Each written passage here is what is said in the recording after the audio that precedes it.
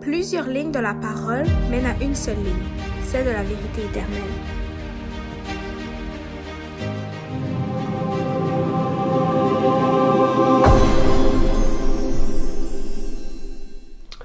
Bonjour à tous et bienvenue dans cette émission à Allons à l'école du sabbat.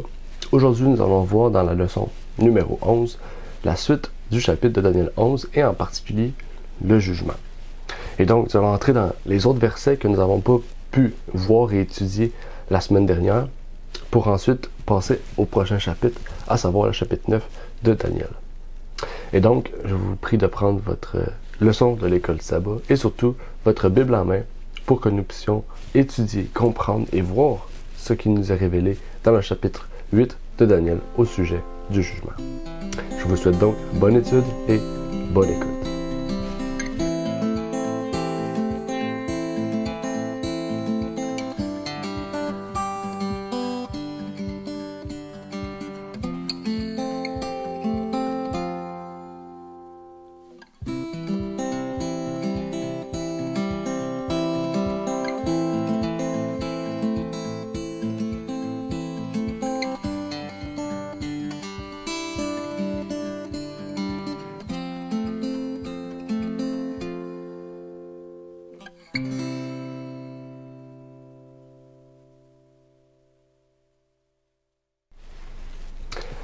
Donc aujourd'hui, comme vous avez pu voir tout à l'heure, on va parler du jugement dans Daniel 8. Et donc je sais que ça c'est un gros sujet. On aurait pu parler en fait très longtemps du jugement. On aurait pu parler du sanctuaire en profondeur, voir tout ce qui nous est révélé. Mais en fait, on n'aura pas le temps de faire tout ça.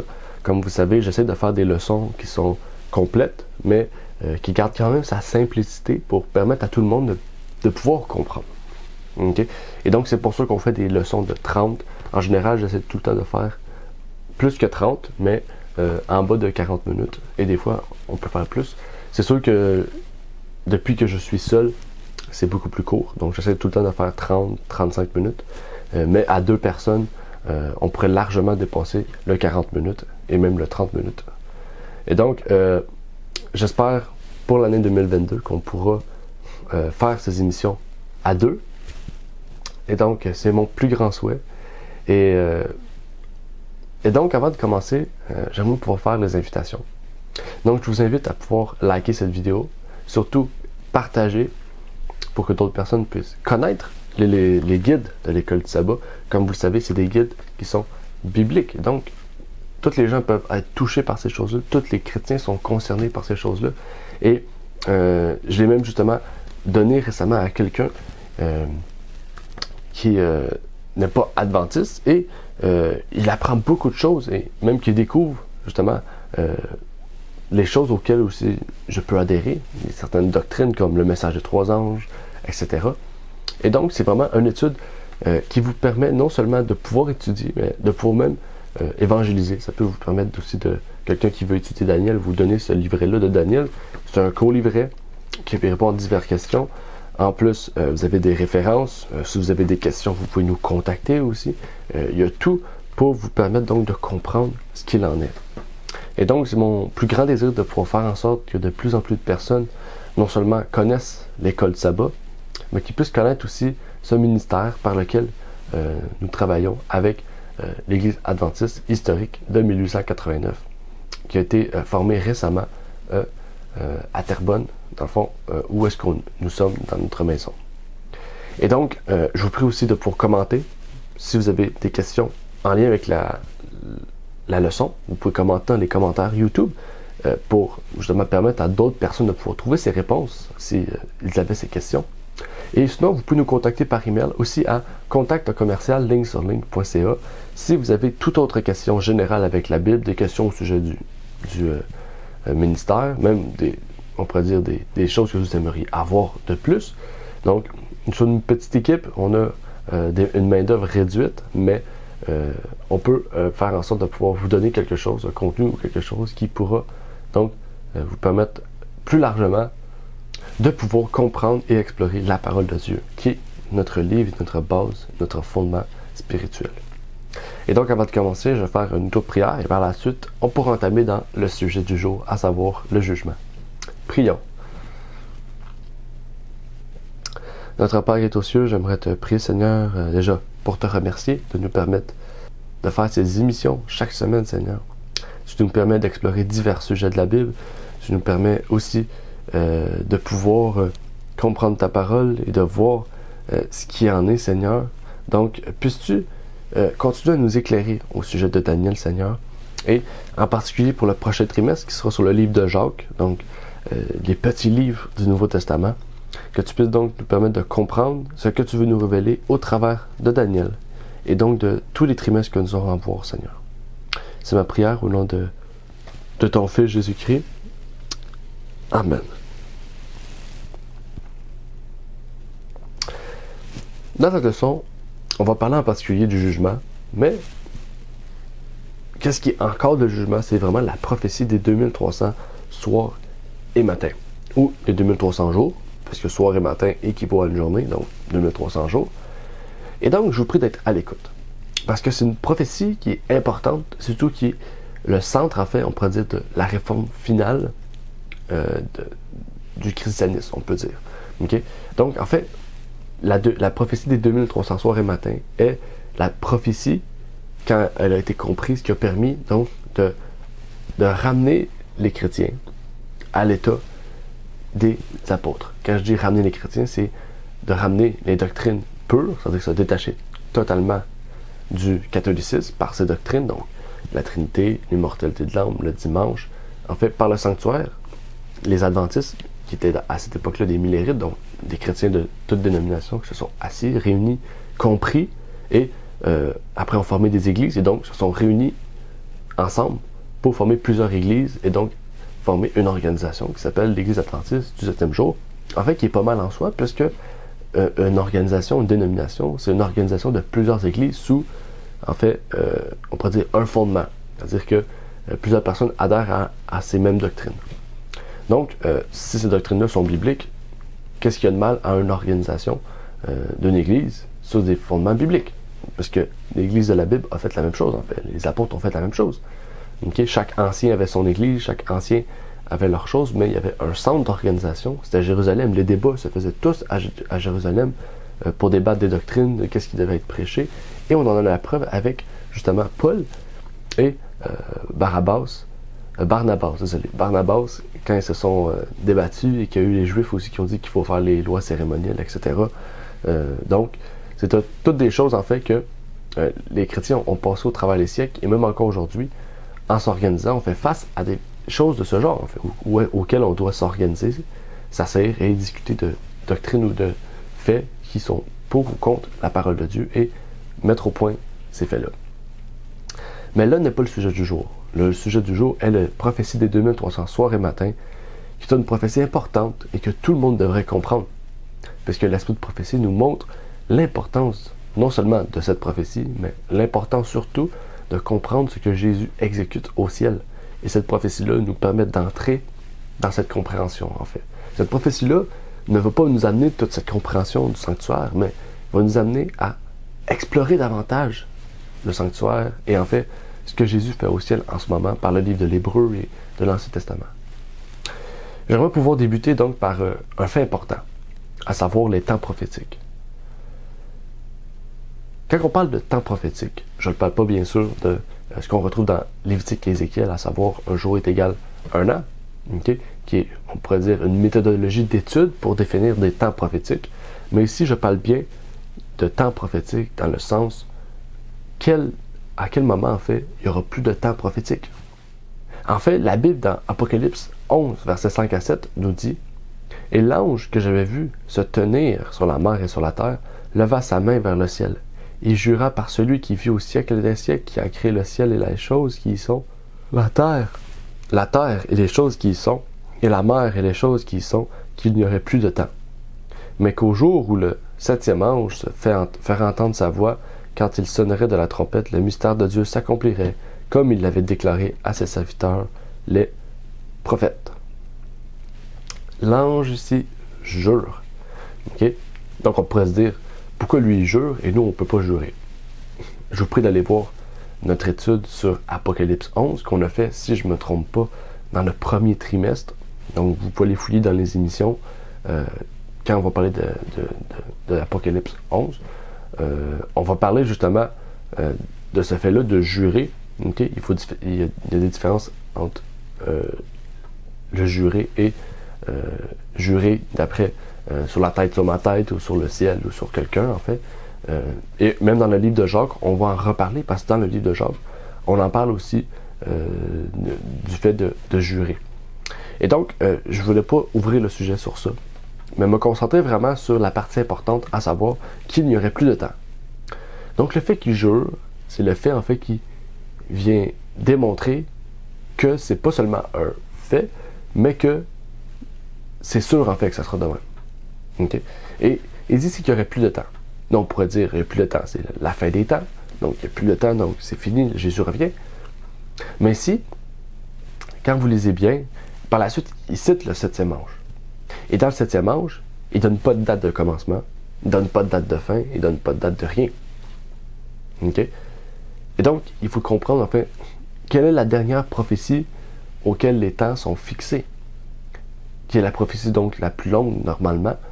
Et en fait, c'est la prophétie des 2300 soirs et matins qui se termine en 1844, et on va l'étudier dans quelques instants. Mais cette prophétie-là qui se termine en 1844 amène donc ce temps auquel Jésus entre dans le lieu très saint. Et donc, quand vous l'étudiez en profondeur, vous comprenez pas seulement pourquoi c'est cette date-là, okay? Parce que la date en tant que telle aurait pu être différente, okay? Dieu en a voulu ainsi pour cette date-là, mais c'est plutôt l'importance, on pourrait dire, de l'objet derrière ça, l'importance de l'événement, en fait. Et à ce moment-là, en fait, c'est là que la 7e trompette commence aussi. C'est là aussi qu'il y aurait plus de temps. Et quand on parle de temps, on parle de temps prophétique. Si vous avez remarqué, depuis 1844, il n'y a plus de temps fixé. La 7e trompette, comme vous voyez, n'a pas de temps fixe. La dernière prophétie, et la prophétie la plus longue, c'est celle de 1844. Donc, ici, on parle bien et bien de temps prophétique et non pas de temps, en fait, littéral. Okay? Donc, un temps de vie ou un temps, etc. Vous comprenez? On parle de temps prophétique. Donc, on parle qu'à partir de 1844, toutes les prophéties qui auront lieu, en fait, il faudront qu'il y ait lieu pour qu'on puisse, en fait, démontrer son accomplissement. Donc, en ce moment, en fait, on peut voir des prophéties qui vont s'accomplir. Mais quand elles seront passées, c'est là qu'on pourra voir l'accomplissement, on pourrait dire avec une date fixe. Vous comprenez maintenant mieux. Par exemple, avec la loi du dimanche, on sait que la loi du dimanche arrive bientôt, mais on ne pourra jamais définir un temps impératif tant et aussi longtemps qu'elle ne sera pas passée aux États-Unis. Dès qu'elle sera passée, on saura que cette prophétie est accomplie à ce moment-ci de l'année. Donc, vous comprenez mieux, en fait, ce qu'on veut dire par « il n'y aura plus de temps prophétique ». Et ça nous apporte à aller un peu plus loin dans quelques instants. J'aimerais vous amener d'autres preuves, mais à nous demander pourquoi, en fait, depuis 1844, il n'y a plus de temps prophétique. Quel changement important a eu lieu à ce moment-là? Mais tout d'abord, j'aimerais amener plus de preuves avec l'esprit de prophétie au sujet des temps fixes. J'ai 2 textes à vous lire dans Événements des derniers jours. J'aurais dû donner la référence, on pourrait dire, la référence originelle. Ici, c'est une compilation. Mais c'est 2 textes différents qui sont à la même page, à la page 34 de ce livre. Elle nous dit « Notre attitude a été d'attendre et de veiller, sans annoncer aucune date qui doive intervenir entre la fin des périodes prophétiques qui aboutissent à 1844 et le moment de la venue de notre Seigneur.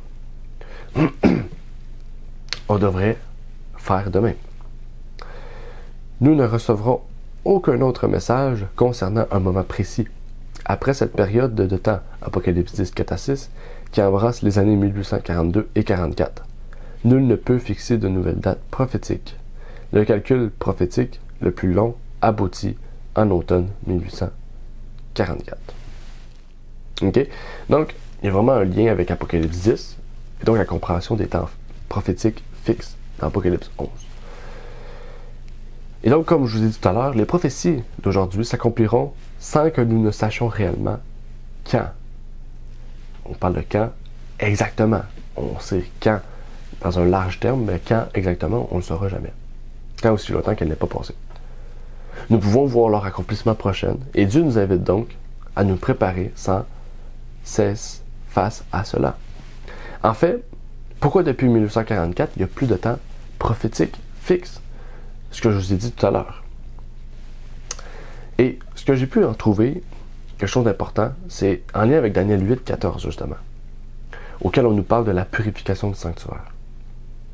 En fait, on va voir que si Christ mettait encore des temps fixes, nous pouvons savoir quand exactement tout prendrait fin, chercher donc à comprendre à l'accomplissement de ces prophéties. Mais justement, Jésus-Christ veut que sa dernière Église se prépare dans une foi parfaite. En fait, Jésus-Christ veut que la dernière génération non seulement ait, on pourrait dire, des doctrines qui sont en parfaite union avec la Bible, c'est-à-dire aucune fausse doctrine, qu'elle soit pure et sans tache, comme Apocalypse 14 et 15, mais il veut que son Église, en fait, ne prenne plus le temps à essayer de fixer des dates, mais qu'elle prenne le temps, justement, à une préparation intérieure. Et c'est ça, en fait, qui est important, c'est que quand Jésus était dans le lieu saint, il faisait une œuvre importante d'intercession pour nous. Et il l'a fait encore aujourd'hui, bien sûr. Mais cette fois-ci, il fait encore plus. Il fait un moment de purification, un moment de jugement pour chacun de nous. Donc, c'est plus le moment d'essayer de définir des dates, de savoir que la loi du dimanche arrive à ce moment-là, et donc de tout faire pour se préparer à ce moment-là, donc, etc. Non, Jésus-Christ veut qu'en ce moment, on vit jour le jour. Il veut que notre foi soit prête sans cesse. Justement, pour pas qu'on soit surpris par le voleur. Je pense pas que Martin Luther aurait été surpris par le voleur parce que lui-même ne s'attendait pas justement à ce que Jésus revienne dans un futur proche. Donc, je crois vraiment que dans la Bible, quand on parle du retour de Jésus, ça nous touche particulièrement puisque nous sommes la dernière génération sur cette terre. Et les pionniers étaient déjà la dernière génération, mais à cause de plusieurs problèmes, la dernière génération, on pourrait aussi dire que c'est nous. Okay? Et donc, en fait, à chaque moment, Jésus pourrait revenir. Et donc, c'est pour ça, en fait, qu'il n'y a plus de temps fixe. Et que Jésus veut que qu'il veut plus qu'on se concentre, en fait, sur des temps prophétiques, mais il veut que nous nous concentrons sur notre caractère pour qu'il puisse être sanctifié par sa parole. Et donc, il veut qu'on l'attende avec une foi parfaite. Il veut qu'on l'attende avec une attente parfaite. Le retour de Jésus-Christ. Et pour cela, en fait, il faut regarder notre caractère plutôt que de regarder à des prophéties et des temps fixes. Donc, je ne dis pas que les prophéties passées sont plus importantes. En fait, les prophéties passées, comme on a pu lire dans Daniel depuis le début du trimestre, nous révèlent à quel point Dieu est parfait et Dieu est juste. Et surtout que Dieu est exact dans tout ce qu'il fait. Donc, c'est quelque chose d'encore plus complémentaire à ça. Et aussi, en parlant de cela, il y a plusieurs qui affirment aujourd'hui qu'il pourrait donc y avoir 3 prophéties qui se terminent en 1844. 2 sont vraies et 1 sont fausses. On a bien sûr celle des 2300 jours, celle des 1335 jours d'après Daniel 12, mais des gens affirment aussi la prophétie des 2520 ou des 2520 qu'on trouve dans Lévitique. En fait, 2 choses se font face avant que je rentre dans la lecture approfondie de l'étude. En fait, déjà, une prophétie qui se trouve dans Lévitique, qui n'est pas un livre prophétique, c'est difficile de rendre ça prophétique.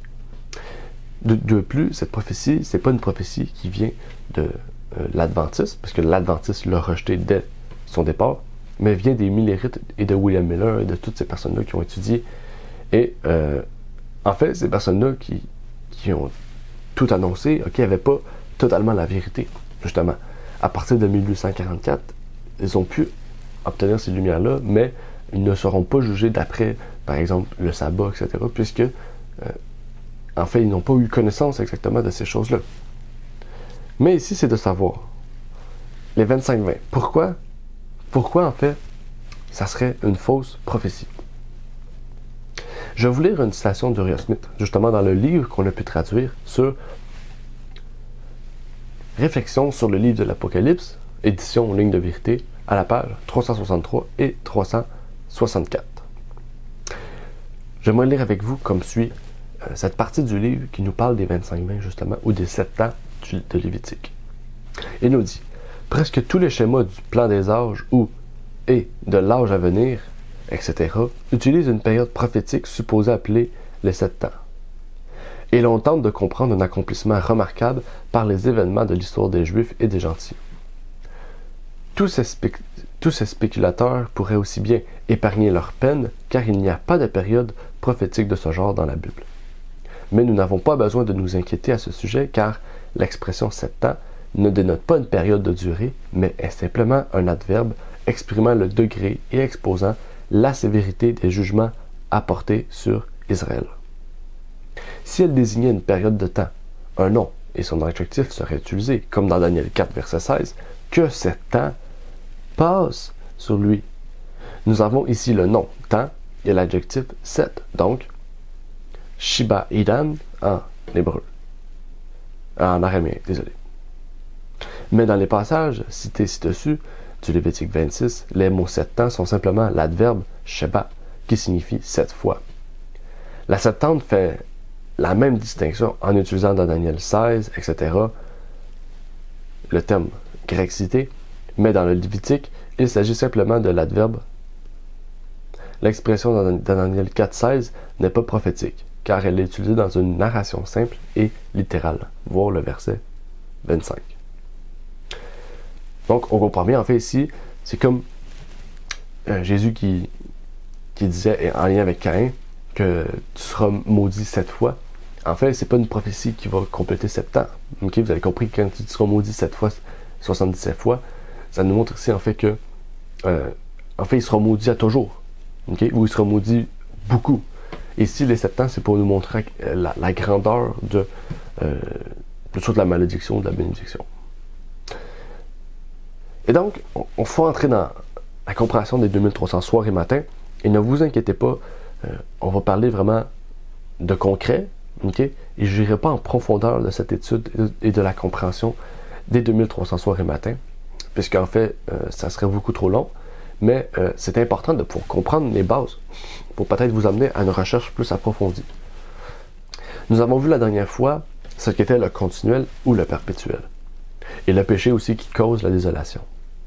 On nous parlait du paganisme suivi du christianisme de l'Église romaine, donc on parlait des deux phases, on a parlé un peu du changement, puisque le péché a détruit le continuel, etc. Mais en fait, il nous faudra voir donc cela en lien avec la purification du sanctuaire. À travers les siècles, plusieurs théories ont lieu. Certains pensent que c'est la terre, d'autres disent que c'est Jérusalem, Canaan, etc., etc. Mais comme vous le saviez, dans plusieurs théories, il y a toujours une seule vérité, une théorie qui s'est confirmée par la parole de Dieu et donc c'est confirmé être la vérité.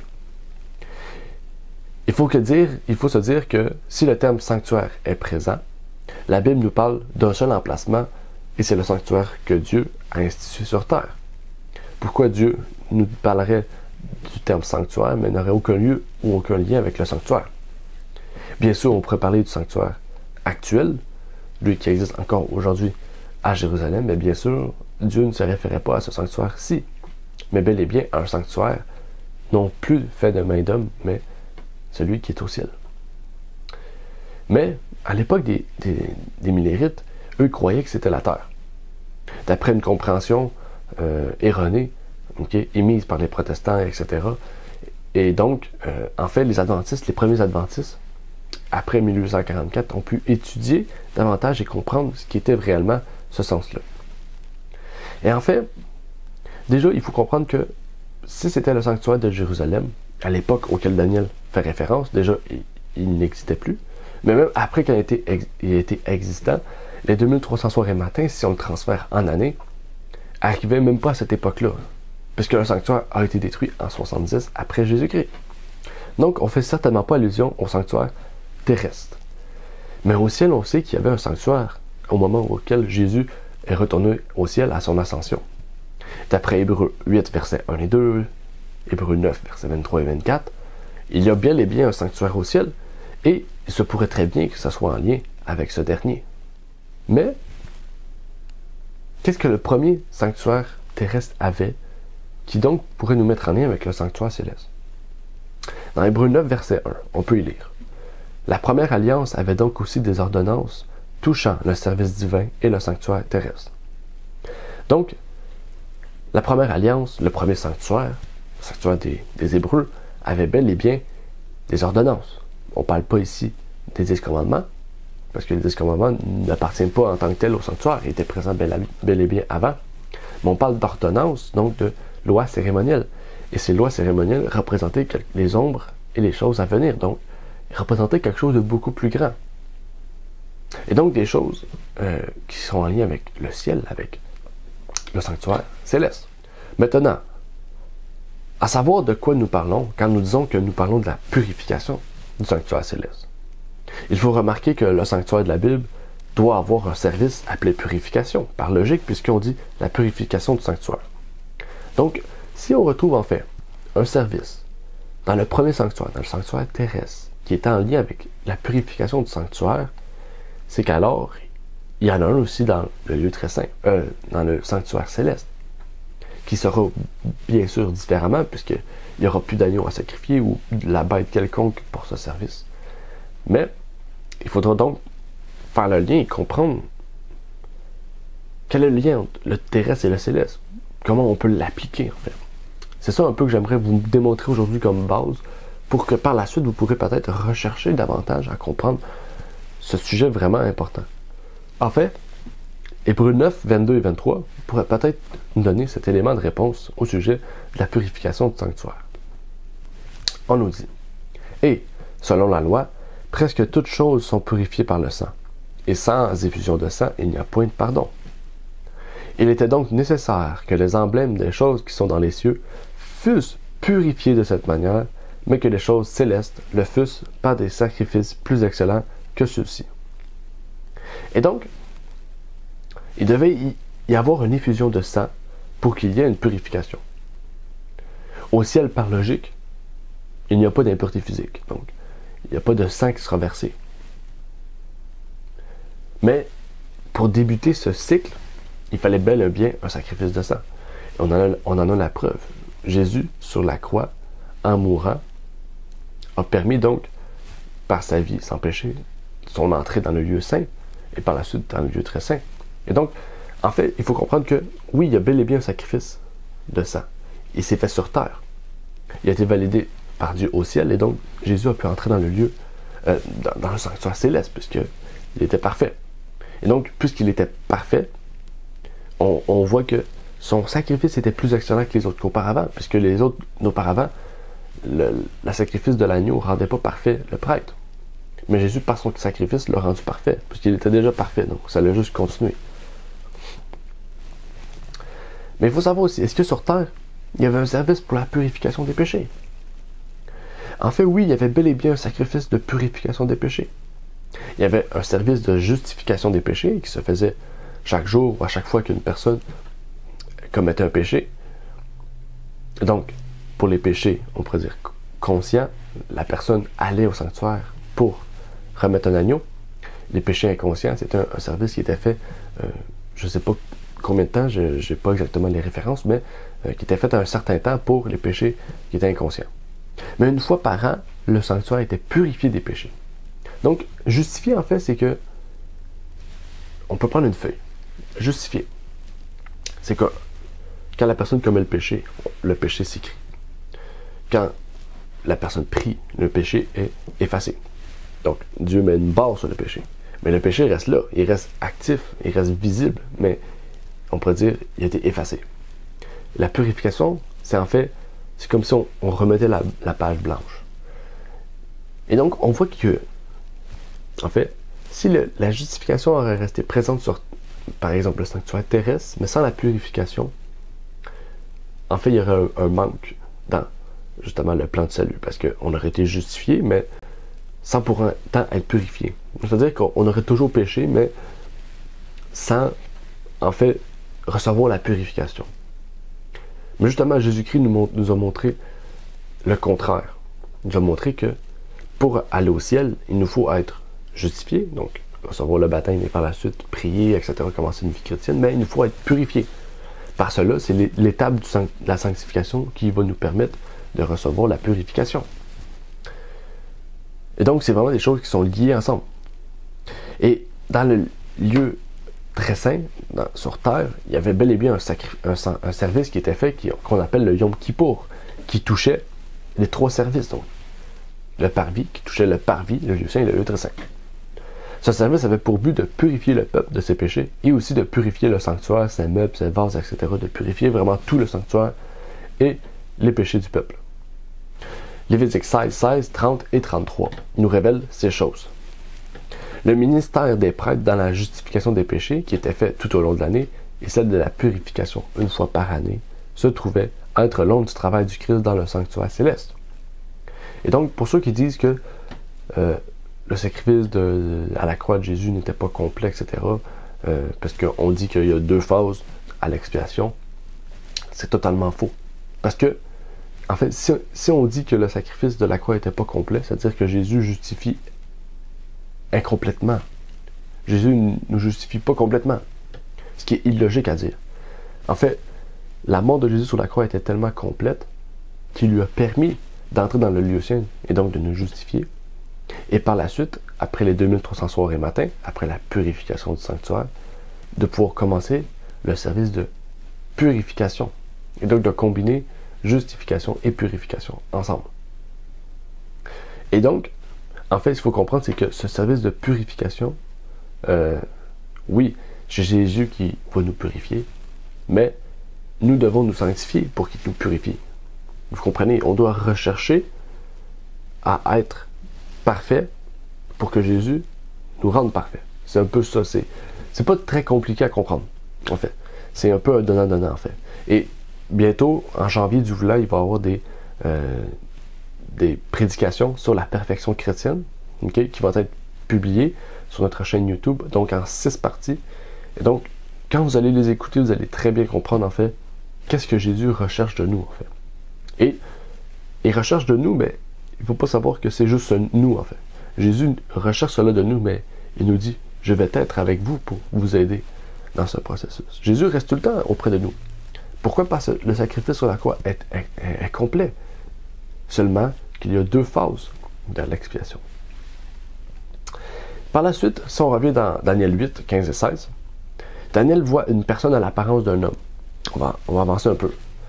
Cet homme, ok, on nous doute bien que c'est le Christ, puisqu'il donne un ordre à Gabriel, dit-lui la prophétie, donc je pense pas qu'un ange aurait dit ça à un autre ange, mais on voit bien que c'est une personne au-dessus de cet ange Gabriel, puisque cet ange Gabriel est le bras droit de Jésus-Christ, qu'on retrouve dans Apocalypse 1 qui dit l'ange du Seigneur, qui est l'ange de Jésus-Christ. Et Gabriel, son nom signifie l'homme de Dieu. Donc c'est vraiment, on pourrait dire, l'intermédiaire entre l'homme et Dieu. Son nom reflète bien son travail. Mais le verset suivant, Daniel tombe face à terre et l'ange le releva. Si vous vous rappelez, Daniel tombe face à terre, l'ange lui dit « Relève-toi » et il le prend pour le relever. Qu'est-ce que ça signifie ces choses? En fait ici, comparativement à Jean, si vous vous rappelez dans Apocalypse 19, verset 10, ici Daniel tombe, pas pour adorer l'ange, mais par la crainte de la majesté céleste. En fait, c'est comme si il y a tellement de révérence qui tombe, en fait, comme signe de respect. Okay? Il tombe pas pour adorer l'ange, mais il tombe parce qu'il a peur et il craint, en fait, de qu'est-ce qu'il voit. N'oubliez pas, il voit quelque chose de merveilleux, c'est pas quelque chose de simple, il voit quelque chose d'assez grand. Mais ici, en fait, l'ange, en le relevant, il lui montre, en fait, qu'il faut que tu gardes ferme ce que tu vois, ce que tu auras à dire, mais surtout pour l'encourager à continuer dans sa marche chrétienne. Et c'est pas pour rien que, par la suite, Daniel tomba malade. D'après le 26 et 27, si vous vous rappelez, face à tout ce qu'il a vu, face à ce que l'ange a dû lui montrer, même que l'ange a dû arrêter de lui montrer des choses et de lui révéler, parce que justement, Daniel avait trop de choses dans sa tête, avait trop de crainte et de peur, en fait. Et donc, il est tombé malade par faiblesse, peut-être d'esprit, je pense. Et donc, l'ange a continué à lui révéler ce qu'il avait à dire dans Daniel 9, donc sûrement quelques jours plus tard, ou peut-être quelques mois. Nous allons voir cela la semaine prochaine. Et en fait, j'aimerais mettre un terme bientôt à ce qu'on dit depuis tout à l'heure. En fait, on n'a pas bien vu les 2300 soirées matin. Je Je peux vous dire, comme on a vu que ça a un lien avec le sanctuaire céleste, on a vu la purification, le travail de Jésus-Christ. Ici, c'est un travail que je vous dis de faire, que je vous donne de faire, si vous le voulez. C'est de fouiller justement pour voir davantage ce que ça veut dire. Par exemple, je peux vous donner un texte qu'on va lire ensemble dans la tragédie des siècles, à la page 431. C'est Ellen White qui nous dit cela.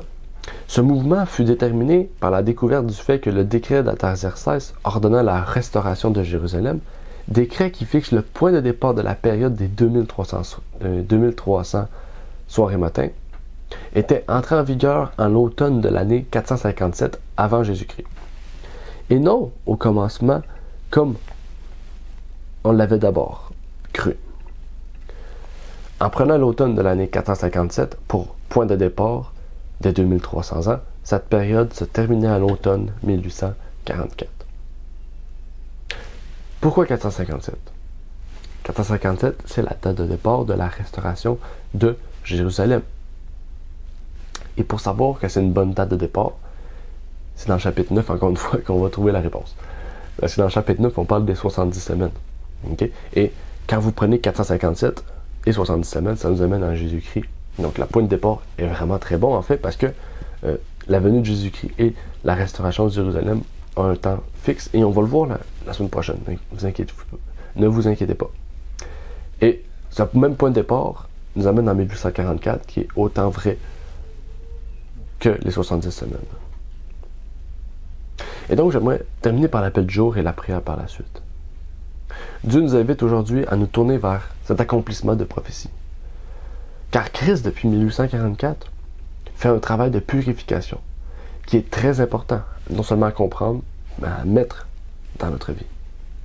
Il nous demande une soumission totale à sa voix et surtout à sa parole pour que nous puissions, justement, non seulement être justifiés, mais sanctifiés et purifiés pour être glorifiés. Donc, les quatre étapes en fait. Donc, pour nous.